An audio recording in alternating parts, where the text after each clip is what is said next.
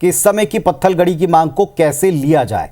संतराम नेताम साहब, कांग्रेस का official version इस पर यह समझ में आता है कि आप पत्थलगड़ी के साथ हैं, तो क्या आपको लगता है कि ये सरकार के किसी कदम का विरोध करने के लिए या अपना संरक्षण करने के लिए पत्थलगड़ी हो रही है, इसीलिए विपक्ष उनके साथ है?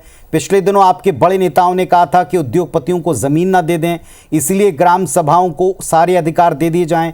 इसके बाद ये मांग इससे जोड़ी जा रही है, क्या कहेंगे इस पर?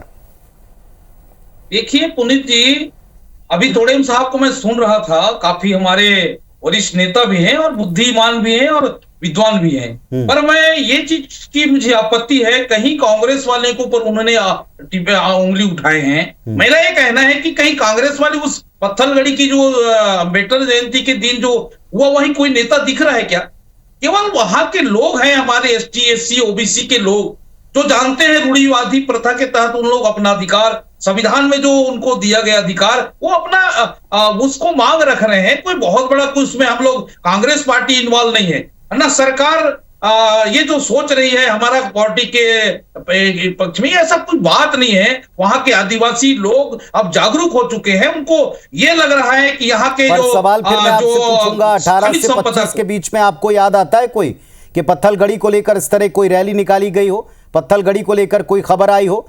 अचानक से जब 2026 की डेडलाइन करीब आ रही है, तब पत्थलगड़ी की मांग होना, इस पर प्रदर्शन होना, अभी तक वो जल जंगल अधिकार संरक्षण कानून और ये कोर्ट का आदेश, ये सब कुछ अभी तक याद नहीं आया?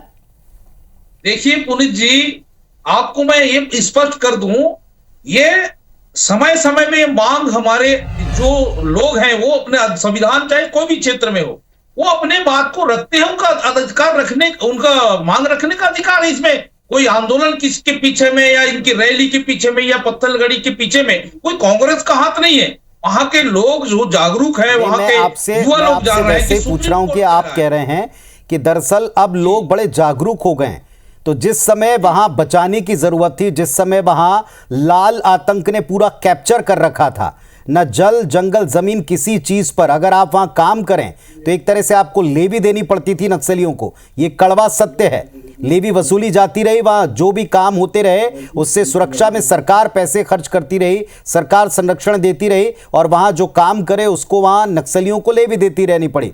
ये कटु सत्य है, ये बात आप भी जानते हैं। तब ये बात नहीं उठी, आज इसकी चर्चा उठाई जा रही है।